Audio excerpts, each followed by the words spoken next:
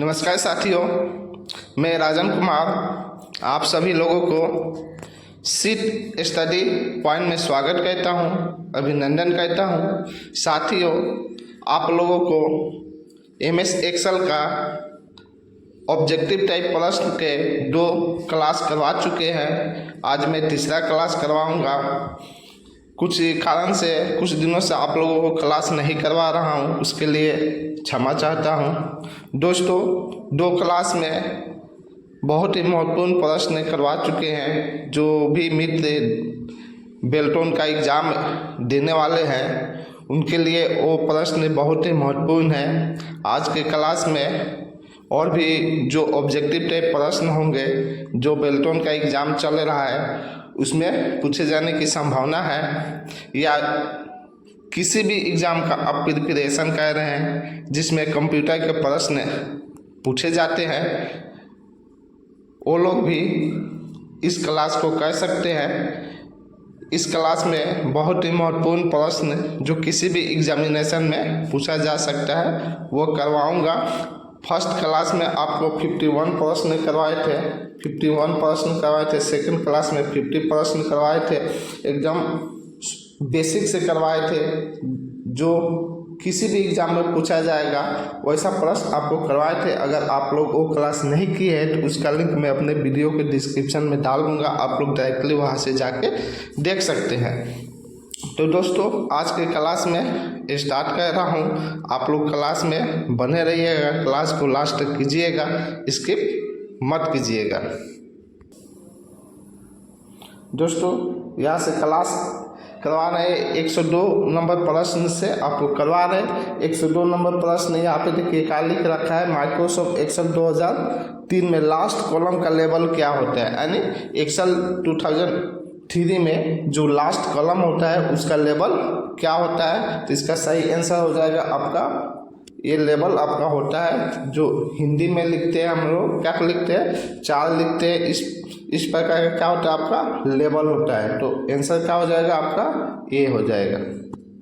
उसके बाद लिख रहा है माइक्रोसॉफ्ट एक्सेल 2016 में लास्ट कॉलम का लेवल क्या होता है। तो एक्सेल 2016 का लास्ट कॉलम का लेवल होता है XFD होता है। क्या होता है दोस्त, XFD होता है। तो इसका सही आंसर क्या हो जाएगा, XFD हो जाएगा।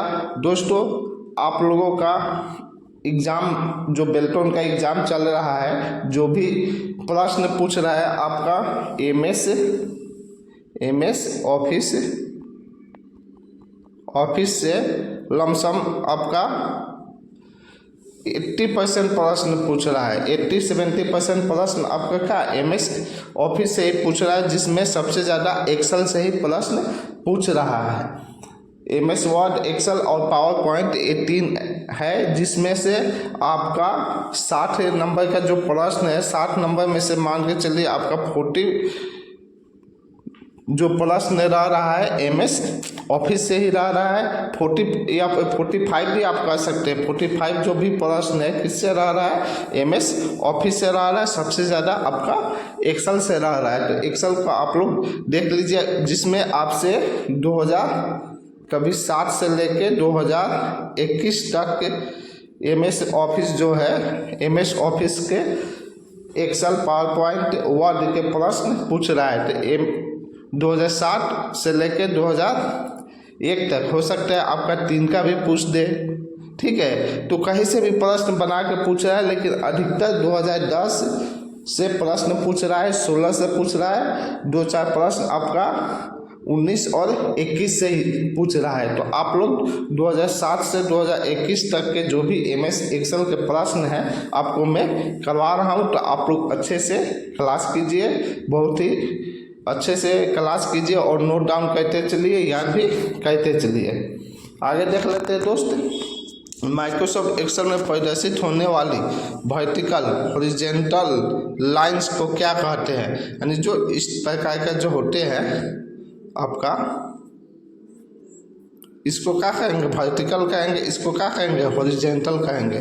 इसको क्या कहेंगे, वर्टिकल, इसको क्या कहेंगे, हॉरिजॉन्टल। तो वही कह रहा है कि माइक्रोसॉफ्ट एक्सेल में प्रदर्शित होने वाली वर्टिकल और हॉरिजॉन्टल लाइंस को क्या कहते हैं, तो उसको ग्रिड लाइंस कहते हैं। क्या कहते हैं, ग्रिड लाइंस कहते हैं। तो इसका सही आंसर क्या हो जाएगा, ग्रिड लाइंस हो जाएगा। उसके नेक्स्ट प्रश्न है, माइक्रोसॉफ्ट एक्सेल के एक पेज को क्या कहते हैं। यानी जो माइक्रोसॉफ्ट एक्सेल होता है इस प्रकार का, आपका जब एक्सेल खोलिएगा तो इस प्रकार का जो रहता है पेज, तो एक जो पेज रहता है उसको क्या कहते हैं, तो दोस्त उसको शीट कहते हैं। सही आंसर क्या हो जाएगा, शीट हो जाएगा। नीचे लिखा रहता है शीट 1, क्या लिखा रहता है, शीट 1, शीट 2 और शीट 3। बाय डिफॉल्ट कितने सीटें रहते हैं, एमएस एक्सेल जब हम खोलते हैं तो पूछता है प्रश्न कि जब एमएस एक्सेल ओपन करते हैं तो बाय डिफॉल्ट ओपन करते समय एमएस एक्सेल में कितने सीट रहते हैं, तो 3 सीट रहते हैं। कितने सीट रहते हैं दोस्त, 3 सीट रहते हैं। इसको भी आप लोग ध्यान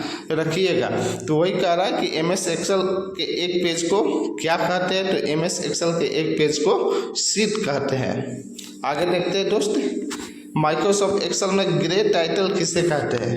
प्रश्न आ जाए कि माइक्रोसॉफ्ट एक्सेल में ग्रे टाइटल किसे कहते हैं, तो आपका सही आंसर हो जाएगा रो का नंबर लिखने की जगह और कॉलम का लेवल लिखने की जगह को कहते हैं। यानी ग्रे टाइटल किसे कहते हैं, रो का नंबर लिखने की जगह और कॉलम का लेवल लिखने की जगह को हम क्या कहते हैं, ग्रे टाइटल कहते हैं। नेक्स्ट प्रश्न है, माइक्रोसॉफ्ट एक्सेल में रो की हाइट को किस में मापते हैं। यानी ये जो रो है क्या है दोस्त, ये जो रो है इस रो के हाइट को किस में मापते हैं, तो पॉइंट में मापते हैं। किस में मापते हैं दोस्त, पॉइंट में मापते हैं। तो आपका सही आंसर क्या हो जाएगा, पॉइंट हो जाएगा। माइक्रोसॉफ्ट एक्सेल में कॉलम की विड्थ को किस में मापते हैं, जो कॉलम होता है उसके विड्थ को किस में मापते हैं, तो कैरेक्टर में मापते हैं। रो को पॉइंट में और विड्थ को कैरेक्टर में, ये याद रखिएगा। आपका रो पूछे तो पॉइंट में रो की हाइट को, वही पूछ दे कि एक्सेल में कॉलम के विड्थ वाली कॉलम के चौड़ाई को किस में मापते हैं, तो कैरेक्टर में मापते हैं। आगे देख लेते हैं दोस्त, अगला प्रश्न है आपका, माइक्रोसॉफ्ट एक्सेल 2007 में बाय डिफॉल्ट रो की हाइट क्या होता है। यानी बाय डिफॉल्ट जो रो होता है उसका हाइट क्या होता है। अगर एग्जाम में ऐसा प्रश्न आ जाए कि बाय डिफॉल्ट रो की हाइट क्या होता है, तो आपका पॉइंट हो जाएगा। क्या होगा, 15 पॉइंट होता है। कितना होता है दोस्त, आपका बाय डिफॉल्ट रो का हाइट एमएस एक्सेल में 15 पॉइंट होता है। कितना होता है, 15 पॉइंट होता है। तो सही आंसर क्या हो जाएगा दोस्त, आपका 15 पॉइंट हो जाएगा। आगे देख लेते हैं, माइक्रोसॉफ्ट एक्सेल 2007 में बाय डिफॉल्ट कॉलम की विड्थ क्या होता है, चौड़ाई क्या होता है। ये आपका हाइट कितना होता है, 15 पॉइंट होता है रो की। और वहीं पे बात कर लेते हैं कॉलम की चौड़ाई का, तो आपका कॉलम का चौड़ाई होता है दोस्त 8.43 कैरेक्टर होता है। कितना होता है, 8.43 कैरेक्टर होता है। तो आपका सही आंसर क्या हो जाएगा, 8.43 कैरेक्टर आपका बाय डिफॉल्ट कॉलम का चौड़ाई होता है।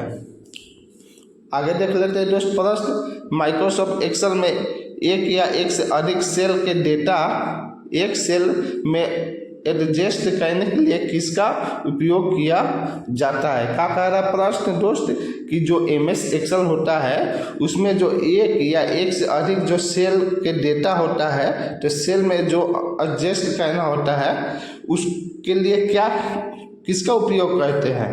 तो इसका सही आंसर हो जाएगा shrink to fit. Shrink to fit कहेंगे तो आपका क्या होगा, एक या एक से जो सेल में डेटा होगा एक सेल में क्या होगा, आपका एडजस्ट हो जाएगा। तो इसका सही आंसर क्या होता है, श्रिंक टू फिट। इसी प्रकार के प्रश्न पूछ रहा है आपसे जो एग्जाम हो रहा है, इसी प्रकार के प्रश्न एकदम डीपली पूछ दे रहा है, कहीं इजी पूछ दे रहा है। शॉर्टकट भी आपको बता दिए, आप लोग शॉर्टकट भी याद कर लीजिएगा। किसी प्रश्न में पूछा था कि अंडों का शॉर्टकट क्या होता है, तो अंडों का शॉर्टकट क्या होता है, कंट्रोल प्लस यू होता है। अंडों का शॉर्टकट क्या होता है दोस्त, कंट्रोल प्लस यू होता है। एकदम ये हलवा टाइप का प्रश्न भी पूछ रहा है, तो आप लोग शॉर्टकट याद कर लीजिएगा।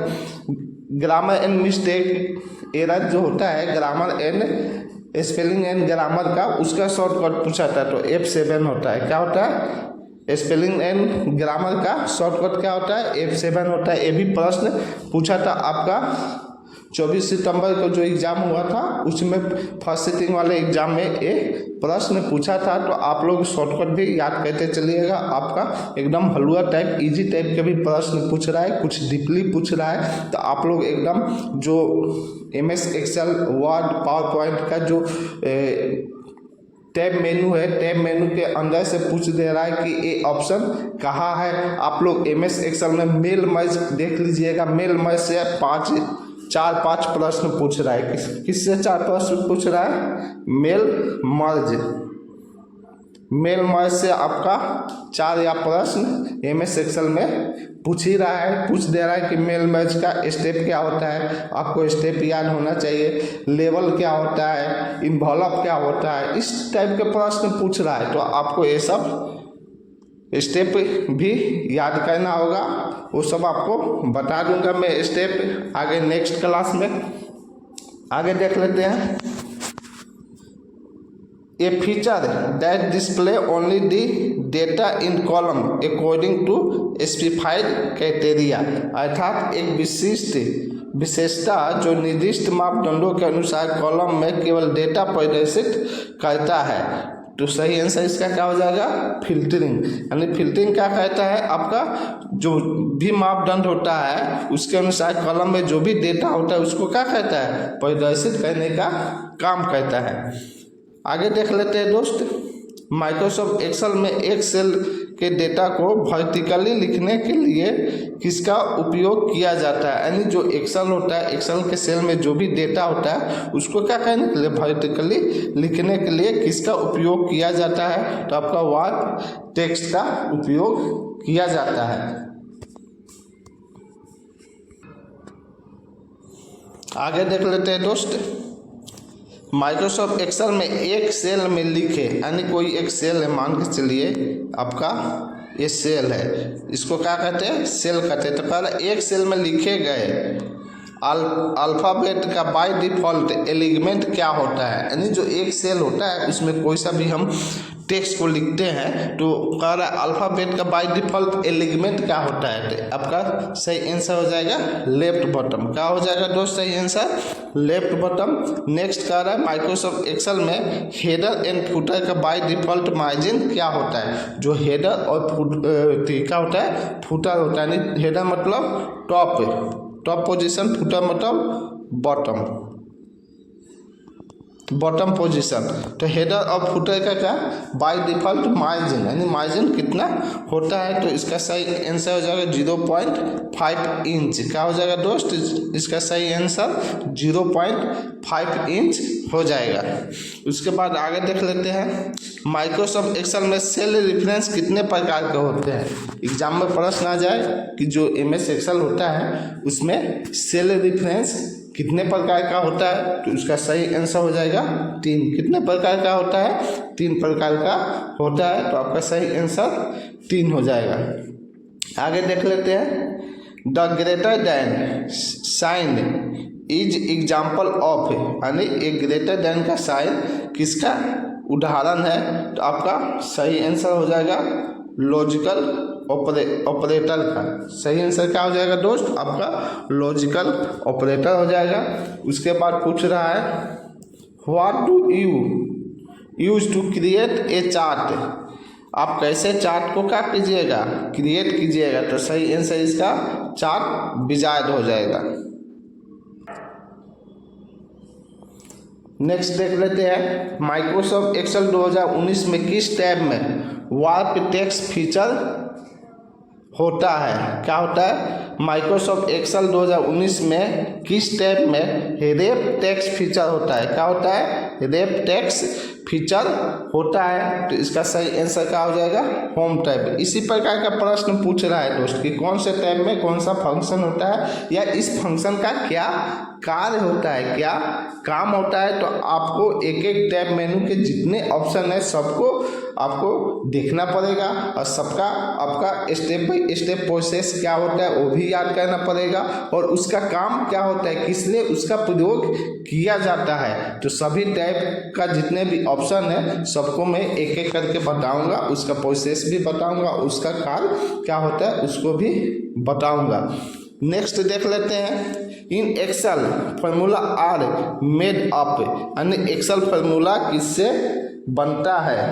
यहाँ पे सही आंसर हो जाएगा अर्थमेटिकल ऑपरेशन एंड फंक्शन से क्या होता है आपका एक्सेल फार्मूला बनता है।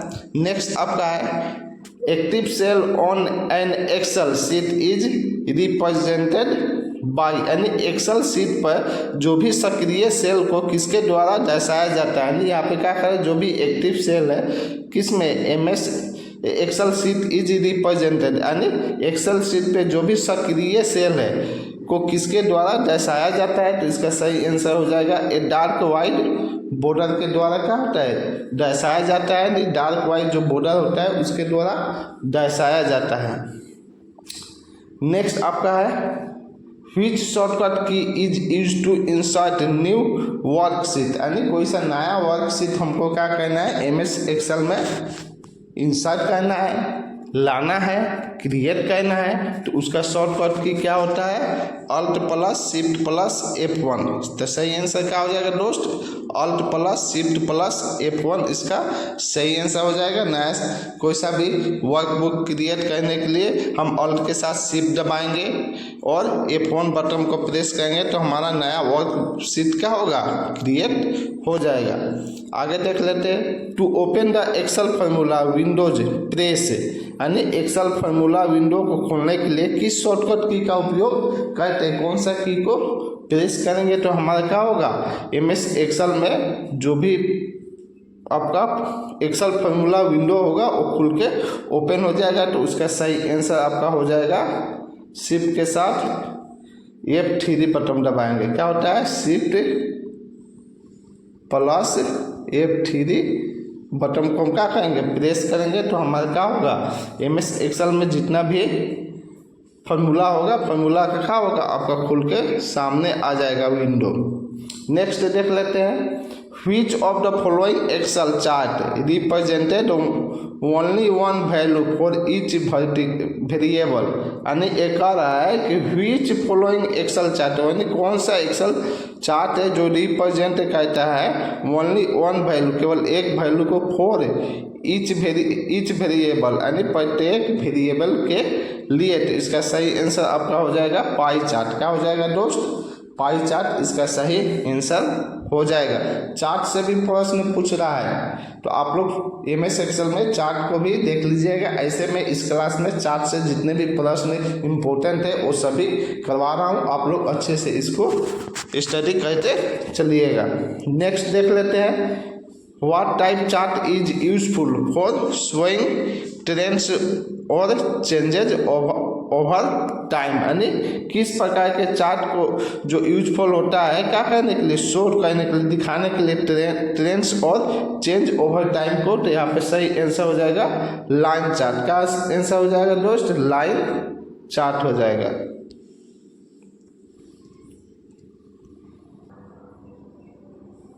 आगे देख लेते हैं दोस्त, यहाँ पे पूछ रहा है what type chart is useful for comparing parts of whole, यानी किस प्रकार का चार्ट जो यूजफुल होता है कंपेयरिंग तुलना करने के लिए कंपेयरिंग पार्ट से, ठीक है, ऑफ होल यानी सबसे। तो इसका सही आंसर हो जाएगा पाई चार्ट। क्या हो जाएगा दोस्त पाई चार्ट हो जाएगा। नेक्स्ट है आपका MS Excel based on, MS Excel कैसा बेस्ड है तो आपका सही आंसर हो जाएगा विंडोज हो जाएगा। उसके बाद है आपका which was the first spreadsheet on micro computer, यानी माइक्रो कंप्यूटर में कौन सा पहला स्प्रेडशीट है तो फिजिकल। क्या हो जाएगा सही आंसर फिजिकल। ऐसे प्रश्न पूछे जा सकते हैं कि माइक्रो कंप्यूटर में पहला स्प्रेडशीट कौन सा प्रयोग किया गया था, कौन सा है तो फिजिकल है। उसके बाद नेक्स्ट देख लेते हैं which key is used for help in MS Excel, कौन सा की का प्रयोग करते हैं एमएस एक्सेल में हेल्प के लिए? तो F1 आपका हो जाएगा। ये भी प्रश्न एग्जाम में पूछा था कि हेल्प का शॉर्टकट की क्या होता है एमएस एक्सेल में? तो हेल्प का शॉर्टकट की आपका F1 होता है, यही यहाँ पे कह रहा है प्रश्न। नेक्स्ट देख लेते हैं, which sign is used for multiplication, यानी गुना करने का कौन सा साइन है? तो ये स्टार होता है। क्या होता है? ये स्टार होता है, आपका मल्टीप्लिकेशन का साइन होता है। आगे देख लेते हैं, यहाँ पे नेक्स्ट आपका प्रश्न है, which function display row data in column और column data in row, यानी वो कौन सा फंक्शन है जिसके द्वारा डिस्प्ले करता है रो का डाटा कॉलम में और कॉलम का डाटा रो में? तो आपका सही आंसर हो जाएगा ट्रांसपोज। क्या हो जाएगा सही आंसर दोस्त? ट्रांसपोज से आपका रो का डाटा कॉलम में दिखाई देता है और कॉलम का डाटा रो में दिखाई देता है। आगे देख लेते हैं, what type of chart would you use to compare this sales performance of two products, यानी किस प्रकार का चार्ट जिसका यूज करते हैं कंपेयर करने के लिए किसका? सेल परफॉर्मेंस का दो प्रोडक्ट के बीच में, दो प्रोडक्ट का। तो इसका सही आंसर हो जाएगा कॉलम चार्ट। क्या हो जाएगा सही आंसर दोस्त? कॉलम चार्ट इसका सही आंसर हो जाएगा। आगे देख लेते हैं, how will we graphically represent expenditure in different departments? तो इसका सही आंसर हो जाएगा कि पाई चार्ट, यानी कौन से चार्ट का प्रयोग करते हैं जो ग्राफिकली रिप्रेजेंट करे एक्सपेंडिचर का, यानी खर्च का डिफरेंट डिपार्टमेंट, अलग अलग विभाग का। तो इसका सही आंसर हो जाएगा पाई चार्ट। आगे देख लेते हैं, what type of chart is good for single series of data, यानी किस प्रकार का चार्ट जो होता है अच्छा होता है सिंगल सीरीज के लिए, डेटा के सीरीज के लिए? तो इसका सही आंसर हो जाएगा पाई चार्ट हो जाएगा। नेक्स्ट देख लेते हैं, विदाउट यूजिंग द माउस, यानी बिना माउस के यूज के और एरो की, और किसके? Arrow key, what is the faster way getting to cell? A1 is spreadsheet, यानी बिना माउस बिना एरो की के माध्यम से कैसे कौन सा रास्ता है सेल 1 में जाने के लिए स्प्रेडशीट के? तो कंट्रोल के साथ होम प्रेस करेंगे तो आप चल जाएगा। तो इसका सही आंसर क्या होगा? कंट्रोल प्लस होम होगा। नेक्स्ट देख लेते हैं, माइक्रोसॉफ्ट एक्सेल 2016 में चार्ट इंसर्ट के लिए किस मेनू का उपयोग करते हैं? इस टाइप का प्रश्न पूछ रहा है दोस्तों, आप लोग इस प्रकार का प्रश्न को जरूर याद कर लीजिएगा। कह रहा है कि माइक्रोसॉफ्ट एक्सेल 2016 में चार्ट इंसर्ट करने के लिए किस मेनू का उपयोग करते हैं? तो इसका सही आंसर हो जाएगा इंसर्ट मेनू हो जाएगा।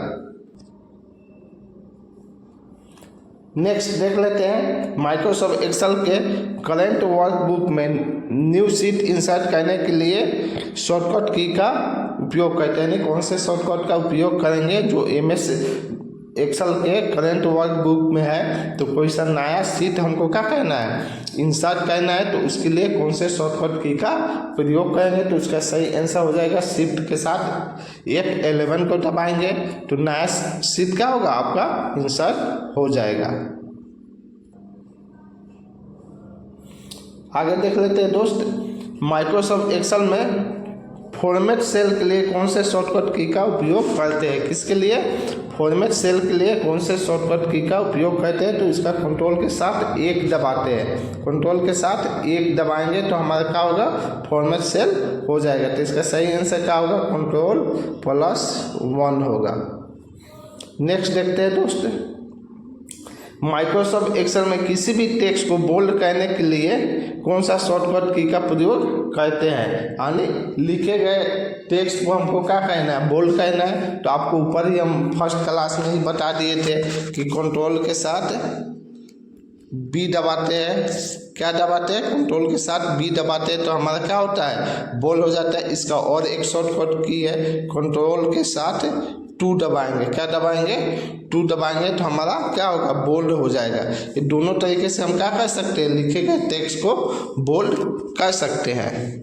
उसके बाद नेक्स्ट देख लेते हैं, माइक्रोसॉफ्ट एक्सेल में किसी भी टेक्स्ट को इटालिक करने के लिए शॉर्टकट की क्या होता है, तो आपका कंट्रोल के साथ आई होता है, कंट्रोल के साथ आई बटन दबाएंगे तो हमारा क्या होगा, कोई सा भी टेक्स्ट होगा इटालिक हो जाएगा, अन्य हल्का तिरछा हो जाएगा। या दूसरा इसका शॉर्टकट की होता है कंट्रोल+3 होता है, ये भी हम प्रेस करेंगे तो हमारा क्या होगा, लिखे गए टेक्स्ट क्या होगा इटालिक हो जाएगा, यानी हल्का सा तिरछा हो जाएगा। तो दोनों शॉर्टकट की का हम क्या कर सकते हैं, प्रयोग कर सकते हैं। तो इसका सही आंसर यहाँ पे लिखा हुआ है, आप लोग देख सकते हैं स्क्रीन पे, कंट्रोल+I या कंट्रोल+3 को हम क्या करेंगे, प्रेस करेंगे। उसके बाद माइक्रोसॉफ्ट एक्सेल में किसी भी टेक्स्ट के नीचे अंडरलाइन करने के लिए कौन से शॉर्टकट की का प्रयोग करते हैं, जो अभी आपको बताए कि 24/9/2024 को जो एग्ज़ाम हुआ था फर्स्ट सीटिंग का बेल्टोन का डाटा एंट्री ऑपरेटर का, उस एग्जाम में ये प्रश्न पूछा था कि अंडरलाइन का शॉर्टकट की क्या होता है। तो अंडरलाइन का शॉर्टकट की होता है कंट्रोल+U होता है, क्या होता है कंट्रोल+U होता है, यही दिया हुआ था। इसके अलावा और एक शॉर्टकट की होता है कंट्रोल+4 होता है। अगर ये दोनों से हम क्या कर सकते हैं, लिखे गए टेक्स्ट के नीचे अंडरलाइन कर सकते हैं। तो अगर ऑप्शन में ए ना हो ये हो तो यही क्या होगा, सही आपका आंसर होगा। तो आप लोग देख लीजिएगा, हो सकता है आप लोग एक ही जानते होंगे कि कंट्रोल+U से हम क्या कर सकते हैं, अंडरलाइन कर सकते हैं, लेकिन कंट्रोल+4 से भी हम क्या कर सकते हैं, लिखे गए टेक्स्ट के नीचे अंडरलाइन कर सकते हैं। आगे देख लेते हैं दोस्त,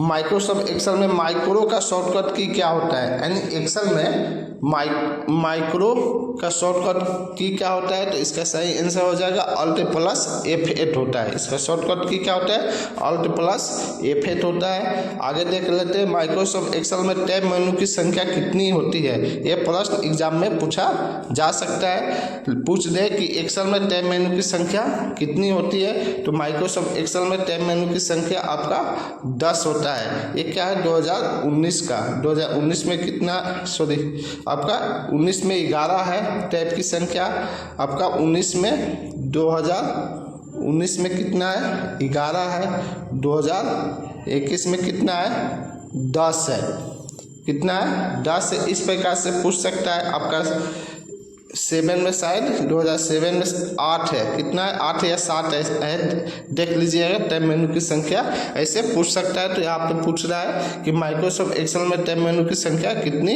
होती है। तो यहाँ पे आपका आंसर क्या होगा 10 होगा। ये 21 है, मान के चलिए यहाँ पे फाइल मेनू होता है, होम मेनू होता है, इंसर्ट मेनू होता है, ड्रॉ मेनू होता है, पेज लेआउट मेनू होता है, आपका फॉर्मूलाज मेनू होता है, डाटा मेनू होता है, रिव्यू मेनू होता है, आपका व्यू मेनू होता है और हेल्प होता है। ये 10 आपका होता है 2021 में होता है। एक्सेल 2021 में कितने होते हैं, ये 10 होते हैं। आगे देख लेते हैं, माइक्रोसॉफ्ट एक्सेल में सबसे टॉप बार को क्या कहते हैं, यानी जो सबसे ऊपर होता है टॉप में, उस बार को क्या कहते हैं। तो आपका सही आंसर होगा टाइटल बार कहते हैं। कितना क्या कहते हैं दोस्त, टाइटल बार कहते हैं। आगे देखते हैं दोस्त, माइक्रोसॉफ्ट एक्सेल में माइक्रो का शॉर्टकट की क्या होता है। एक्सेल में आपको ऊपर भी प्रश्न रिपीट हो गया है 2 बार कि माइक्रो का शॉर्टकट की आपको बता चुके हैं कि Alt+F8 होता है। ये दोबारा प्रश्न रिपीट हो गया है। आगे देख लेते हैं कि सेल, आपका सेल क्या होता है, सेल किसे कहते हैं। एग्जाम में प्रश्न आ जाए तो what is a cell, cell क्या होता है। तो रो और कॉलम के जो इंटरसेक्शन पॉइंट होता है उसको हम क्या कहते हैं, सेल कहते हैं।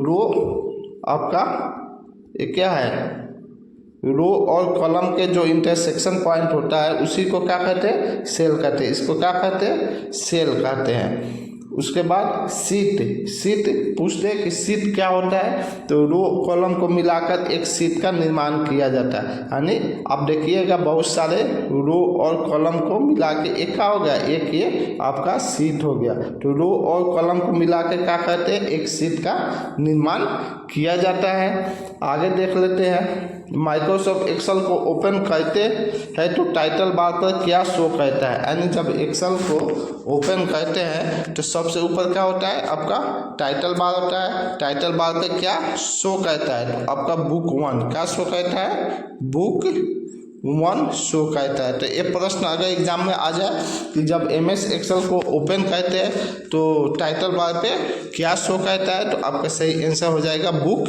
1 हो जाएगा। नोट में देख लेते हैं, टाइटल बार के राइट साइड में क्या होता है, कंट्रोल बटन होता है। ये जो ऊपर टाइटल बार आता है यहाँ पे आपका क्या, यहाँ पे बुक 1 शो कहता है। राइट साइड में क्या होता है, कंट्रोल बटन होता है। क्या होता है आपका, कंट्रोल बटन होता है। कंट्रोल बटन में कितने ऑप्शन होते हैं दोस्त, 3 होते हैं। एक होता है मिनिमाइज का, क्या होता है, एक मिनिमाइज का, एक होता है आपका मैक्सिमाइज का, एक होता है आपका क्लोज का।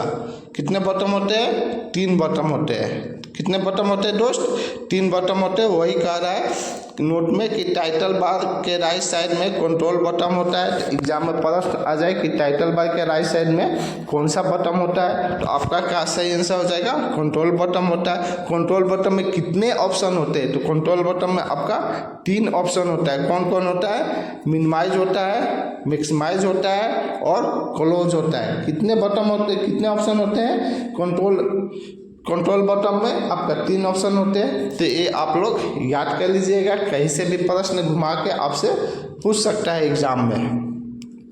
आगे देख लेते हैं दोस्त,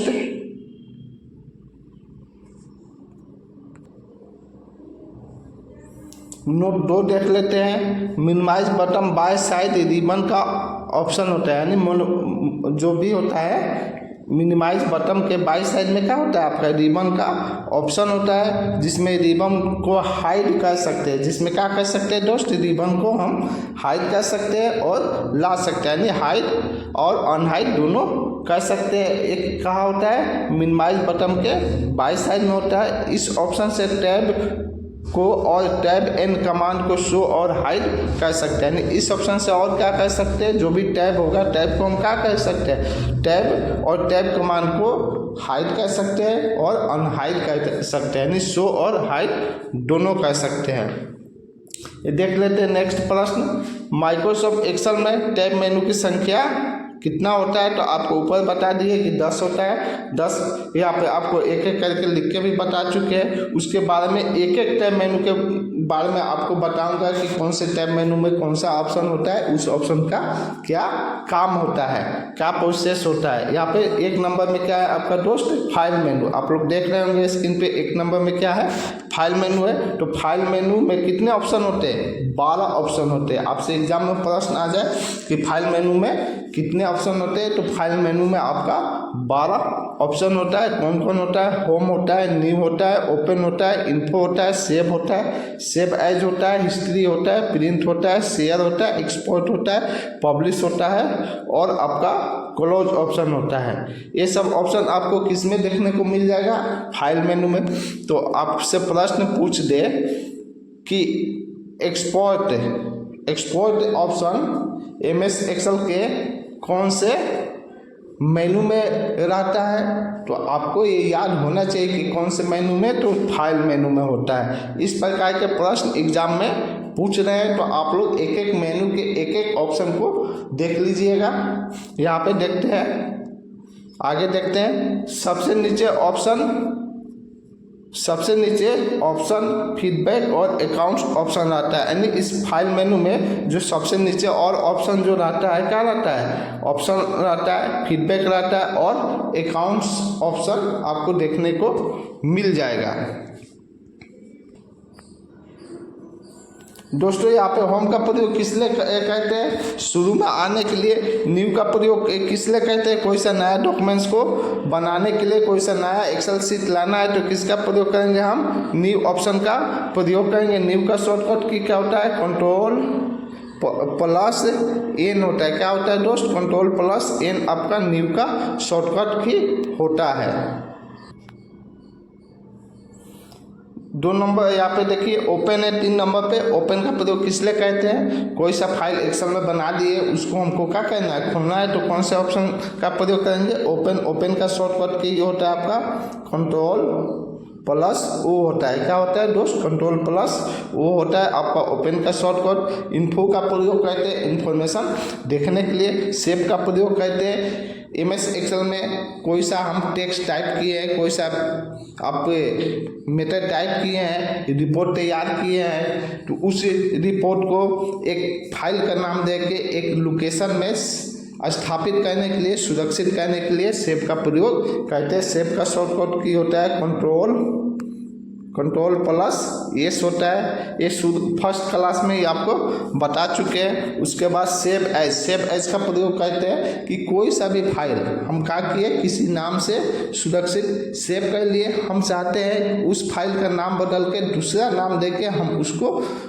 किसी भी लोकेशन में सेव करें, सुरक्षित करें, तो उसके लिए सेव एज ऑप्शन का प्रयोग करते हैं। तो इसका शॉर्टकट क्या होता है? F12 होता है। क्या होता है दोस्त? F12 होता है। तो एग्जाम में पूछ सकता है कि सेव एज का शॉर्टकट की क्या होता है? तो सेव एज का शॉर्टकट की होता है F12 होता है। उसके बाद हिस्ट्री का प्रयोग करते हैं। जो भी एक्सेल फाइल हम ओपन किए उसका हिस्ट्री देखने के लिए उसका प्रिंट का प्रयोग करते हैं। प्रिंट आउट निकालने के लिए आपसे प्रिंट से भी 3-4 प्रश्न एग्जाम में पूछ रहा है, तो आप लोग देख लीजिएगा। पूछ दे रहा है कि बाय डिफ़ॉल्ट प्रिंट आउट निकालते हैं तो उसका लेआउट क्या रहता है, हॉरिजॉन्टल या पोर्ट्रेट जो भी रहता है, तो ये सब देख लीजिएगा। पेज का मार्जिन कितना बाय डिफ़ॉल्ट रहता है, ये सब टोटल करवा दिए आप लोग, एक एक करके देख लीजिएगा, क्लास कर लीजिएगा। तो प्रिंट से भी 2-4 प्रश्न रह रहा है। तो यहाँ पर प्रिंट ऑप्शन का प्रयोग करते हैं। लिखे गए फाइल को क्या करने के लिए? लिखे गए टेक्स्ट को कागज़ पे प्रिंट निकालने के लिए किस ऑप्शन का प्रयोग करेंगे? प्रिंट ऑप्शन का प्रयोग करते हैं। इसका शॉर्टकट की होता है कंट्रोल प्लस P होता है। प्रिंट का शॉर्टकट की क्या होता है दोस्त? कंट्रोल प्लस P होता है। उसके बाद है शेयर। कौन सा ऑप्शन है? शेयर ऑप्शन है। शेयर ऑप्शन का प्रयोग करते हैं शेयर करने के लिए।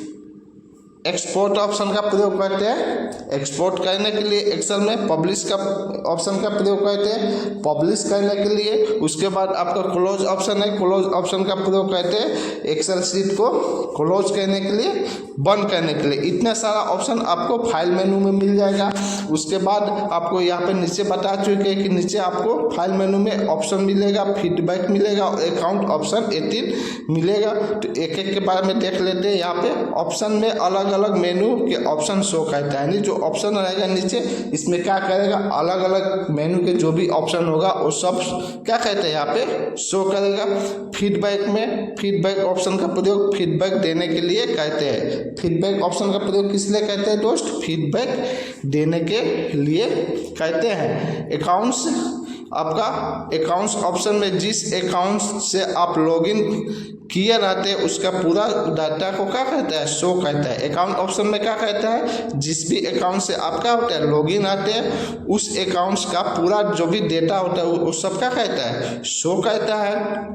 अकाउंट ऑप्शन में प्रोडक्ट एक्टिवेटेड यानी चेंज लाइसेंस, ऑफिस अपडेटेड यानी अपडेट ऑप्शन और अबाउट एक्सेल होता है। ये सब किस में होता है? आपका अकाउंट्स में होता है। तो दोस्तों आज के क्लास में मैं आप लोगों को ऑब्जेक्टिव टाइप का जो भी प्रश्न था जो एग्ज़ाम में पूछा जा सकता है, आप किसी भी एग्ज़ाम का प्रिपरेशन कर रहे हैं उसके लिए आप एक क्लास कर सकते हैं। किसी भी एग्ज़ाम में ऐसा प्रश्न पूछा जाता है जो कंप्यूटर से जहाँ पे प्रश्न आते हैं। जो भी मित्र डेटा एंट्री ऑपरेटर का बेल्टोन का एग्ज़ाम देने वाले हैं, उनका एग्ज़ाम अभी बाकी है, वो लोग इस क्लास को ज़रूर कीजिएगा, क्योंकि इस जो भी हम प्रश्न करवाए हैं हो सकता है इसमें से 2-4 प्रश्न आपको एग्ज़ाम में पूछ सकता है। तो आप लोग अच्छे से कीजिएगा। यहाँ पे लास्ट में आपका फाइल मेनू के जितने भी ऑप्शन हैं वो सब एक एक करके बता दिए, उसके शॉर्टकट बता दिए, उसका प्रयोग किस लिए होता है ये भी बता दिए।